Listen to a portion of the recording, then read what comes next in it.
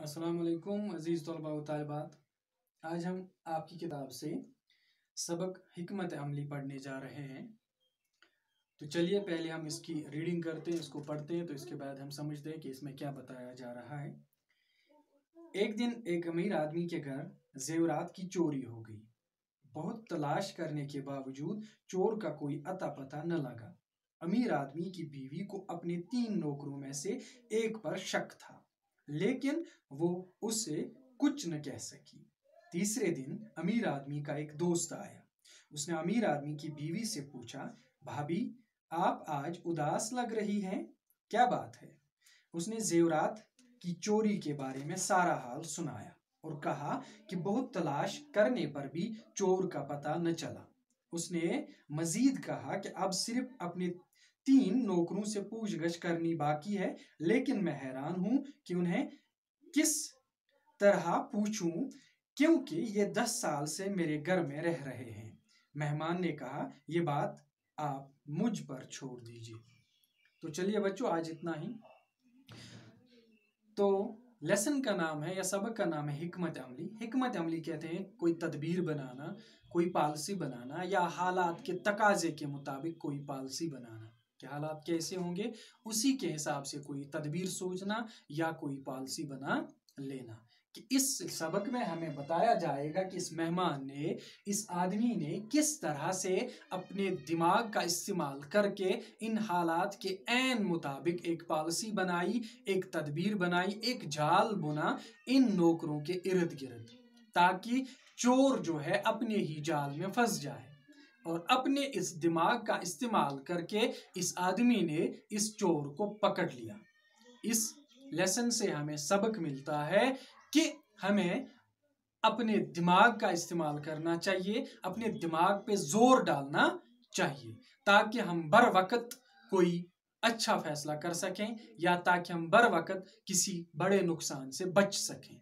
ठीक, तो कहा जा रहा है कि एक आदमी ऐसा था, एक अमीर आदमी था, दौलतमंद आदमी था। तो ये दौलतमंद आदमी जो था, क्योंकि ये दौलतमंद आदमी था, रुपये पैसा वाला आदमी था, इसलिए इसके घर में जेवरात भी थे, यानी गहने, जिन्हें हम कह सकते हैं सोने चांदी के जेवरात होंगे, गहने होंगे। तो ये ज़रूरी बात है कि अमीर घर आदमी के ही घर में इतने सारे जेवरात होंगे, गरीब घर के आदमी तो उसके घर में तो नहीं होंगे ना। तो पहले ही कहा जा रहा है कि एक अमीर आदमी था, तो इसके घर में काफ़ी जेवरात थे, गहने थे।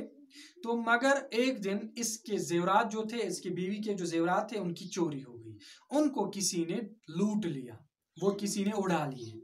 तो फिर इन्होंने बहुत ढूंढा, इनकी तलाश की, यानी इनको बहुत ढूंढा गया, इन जेवरात की बहुत तलाश की गई, मगर इन जेवरात का कोई अता पता न लगा, इनका कोई सुराग इन्हें नहीं मिला कि ये जेवरात या ये गहने किसने चोरी किए। आखिर कौन इनके घर में दाखिल हुआ जो ये जेवरात उड़ा के ले गया। काफी तलाश करने के बावजूद, काफी ढूंढने के बावजूद भी इन्हें किसी किस्म का भी सुराग नहीं मिला। इन्हें किसी किस्म का कोई पता ही नहीं चला कि ये जेवरात कौन उड़ा के ले चुका है।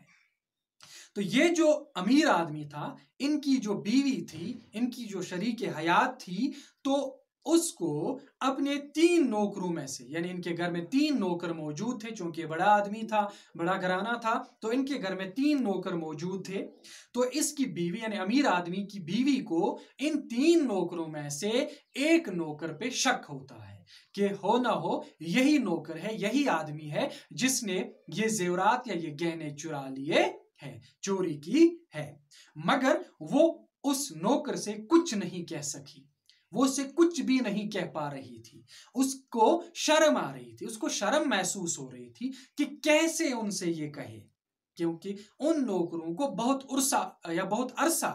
बहुत अरसा हो चुका था, बहुत वक्त हो चुका था उनके घर में काम करते हुए, इसलिए इस नौकर से ये कुछ नहीं कह रही थी।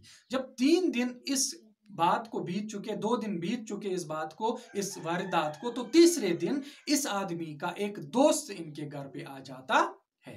तो वो अपने दोस्त की बीवी से कह रहा है कि भाभी, यानी अपने दोस्त को भाई मानता है और उसकी बीवी को अपनी भाभी। तो उससे पूछता है कि भाभी, आप मुझे आज कुछ परेशान सी लग रही हैं, गमगीन सी मुझे दिखाई दे रही है, आप अपने जो हम कह सकते हैं होशो हवास में मुझे महसूस नहीं हो रही है कि आप अपने होशो हवास में हो। अब कुछ परेशान सी, उदास उदास सी लग रही है। इसकी वजह क्या है, आखिर माजरा क्या है, आखिर बात क्या है?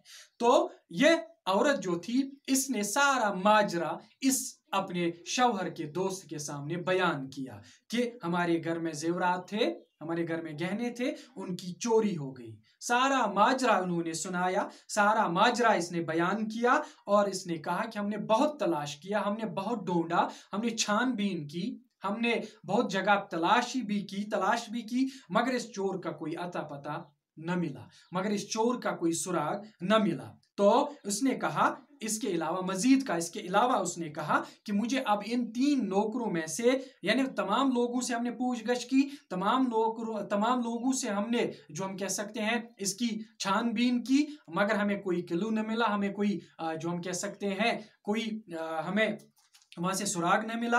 अब बस 3 नौकर रह चुके हैं, मगर इनसे मैं कैसे पूछगछ करूं, अगर इनसे मैं छानबीन कैसे कराऊं, यानी इनसे मैं कैसे पूछूं, इनकी तफ्तीश में कैसे करूं? मैं हैरान हूं, क्योंकि 10 साल हो गए इन्हें मेरे घर में, मैं इनसे पूछ नहीं सकती।